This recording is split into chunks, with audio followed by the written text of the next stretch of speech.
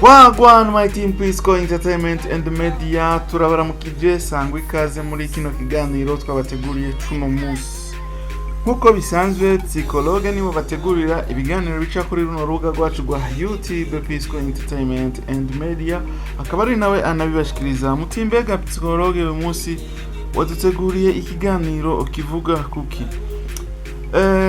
Ibiganiro tubashikiriza ibiganiro bitandukanye kandi mutayobewe yuko tunabashikiriza n'amateka y'abantu bafise ibikorwa mvabwenge, abantu bafise ico bamariye igihugu canke ico bamariye societe. Twebwe turaza tukabavuga ko kugira ngo mubakurikirane canke mumere nkabo, kugira ngo murabe yuko mu buzima byoshobora kugenda neza. Uyu munsi rero ndafitiye ikiganiro tugomba tugaruke ku mu influencer, ku mu content creator akomeye cyane, umu content creator ariko arahindurira amateka abantu benshi, afise imbuga zitandukanye, ariko aragerageza kwigisha abarundi kugira ngo bakoreshe imbuga ngurukana bumenyi. Zino mbuga ngurukana bumenyi Facebook, TikTok, Instagram, Twitch, YouTube, hariho na za Snapchat. Abantu benshi ni muzi ko Snapchat zihemba, rero ariko aragerageza kubabwira ukuntu zino mbuga zihemba, ariko aragerageza kwigisha ukuntu zino mbuga zihemba.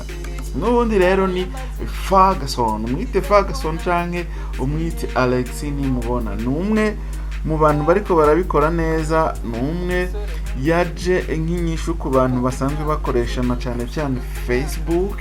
Yaragerageje arakreya imbuga zitandukanye. Bwa kwanza aho yakora content mu rurimi rw'icongereza, mugabo aravuga ati bino ndiko ndakora ntabwo ndiko ndafasha abarundi, kuko abarundi benshi bakoresha ururimi rw'ikirundi, nta Kiswahili nta Congereza nta n'Igifaransa. Ati reka nshireho urubuga rushobora kuza rurigisha no mu Kirundi. Arashiraho urubuga rwa Facebook yitwa Alex Nimubona, aho aracishaho ibintu bitandukanye kugira ngo content ziwe zimotive abarundi benshi, kuko abarundi benshi basanzwe banakoresha Facebook. Rero yarashoboye gushiraho urwo rubuga, page yiwe yitwa Alex Nimubona. Ushobora kuba utarayibona, mugabo ukurikira ibiganiro bica kuri runo rubuga rwacu rwa YouTube Pisco Entertainment and Media, ushobora kuzogenda ukaraba, hanyuma urabe ibyo akora. Ahacisha inyigisho nyinshi zitandukanye, kandi abarundi benshi baramaze bafashwa n'uyu Alex Nimubona canke Ferguson. Bantu benshi rero uyu munsi bariko baramura kuri Facebook, bariko bararya amahera. Umunsi abantu benshi bahembwa amadolari buri kwezi, barasoroma pore kuri Facebook bivuye kuri uyu Alex Nimubona. Numwe novuga yuko atandukanye n'abandi bantu, kuko hari abantu bamenye iri banga kera yuko Facebook ishobora kugutunga. Bamenye rino banga ko Facebook irimo amahera menshi, ariko ntibabizana ahabona, ntibabizana kugira ngo bakize abarundi. Ariko uyu Alex Nimubona wewe yarashoboye kuvuga ati no, nivyo kunda yuko nguma ansoroma amadolari jenyene, kandi amahera ya social media ata muntu numwe ashobora kuvuga ati ariko rafuya uwundi. Ati jewe ngomba ndabe ukuntu no kwigisha abarundi benshi bashoboka, naho baba barundi 100 nkabakiza bivuye kuri jewe, byose bizogenda neza, nzosigara ndavugwa neza mu barundi. Ego umuntu umukoreye iciza akenshi agusubiza inabi, ariko wokora iciza ukigendera. Ko baravuga bati ikidahura n'imisozi, urakora no munsi ineza mukazohurira imbere. Ushobora gushimirwa n'uwundi, ushobora gushimirwa n'abandi atari babandi wakoreye iciza, ukadusanga kubera Imana yo yashoboye kukuzana ukakora iciza, mugabo ukadusanga urashimiwe n'abandi bantu kubera wakoze iciza. Rero uyu Alex Nimubona aramaze gufasha abantu benshi kandi na jewe ndimwo. Uyu munsi murabona yuko ndiko ndigaragaza kuri Facebook, ndiko ndigaragaza kuri YouTube, ni kubera uyu Alexis Nimubona. Nagiye kumenyana nawe ntabwo nari ndamuzi, duhujwe n'umu content creator ari mu gihugu cy'u Burundi yitwa Omdi Changement, asuvuga rwa Agaciro Media.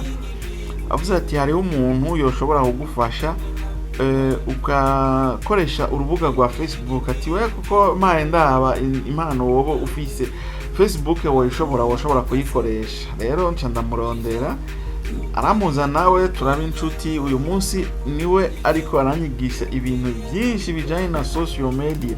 Rero ntitwomuvuga Alexis Nimubona yaramaze kutuvamwo canke yaramaze guhindura ibintu, yaramaze kuva muri ibi bya social media, ariko sinizera yuko azobivamwo kuko ni ibintu akunda. Rero nitwoza kumuvuga ngo harabaye umuntu ngo yitwa ngo Faxon, ngo yitwa ngo Alexis Nimubona, ngo tugende kumushimira atakivyumva.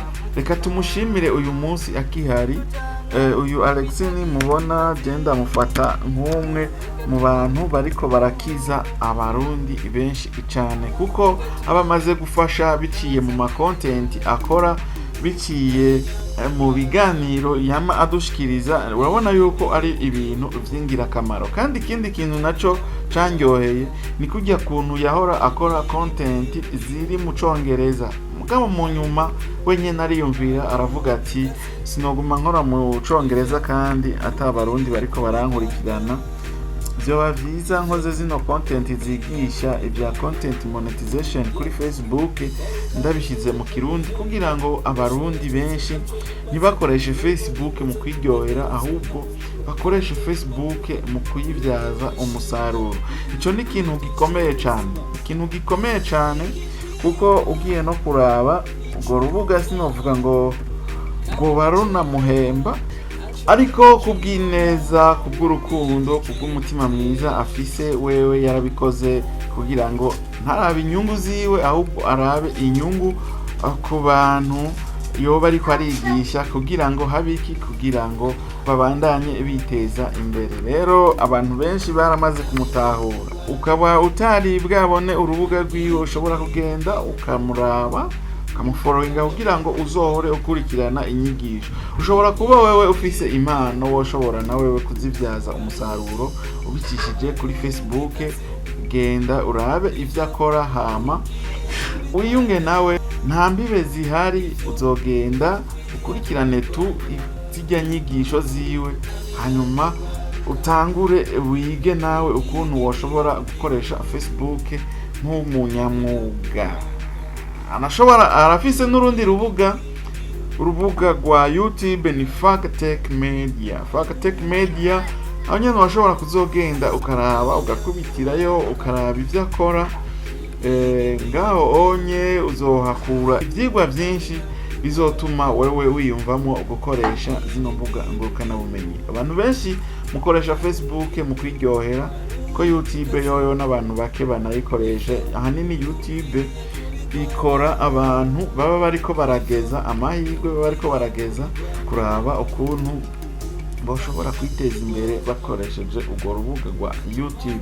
Rero Facebook abantu benshi nko mu Burundi bayikoresha nko mu kwiryohera, ariko nabwo muyikoresha nko mu kwiryohera, murakwiye kuzoyikoresha kugira ngo muduze engagement, kugira ngo muduze ibikorwa, hanyuma biento muzoyibyaze umusaruro. Rero ikiganiro nari ndabafitiye cy'uno munsi cyari cyo kuza kubabwira yuko mwokurikirana zijya nyigisho yigisha uyu mwene wacu Alexis Nimubona, kugira ngo mutangure muzibyaze umusaruro.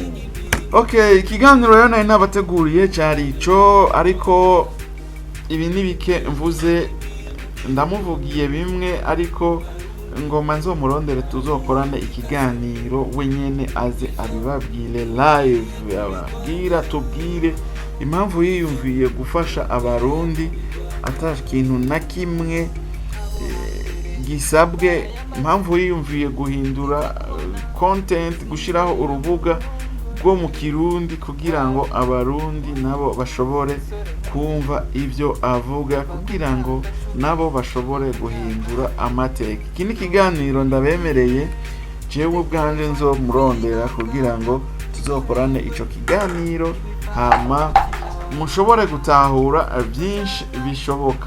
Bakunda cyane abamaze kugira subscribe kuri runo rubuga rwanje, Imana bahezagire ebwe murabo gukurira inkofero. Naho ubutaha mu kindi kiganiro psikologe nije nabateguriye rero nije nayiko ndabaganiriza. Merci beaucoup.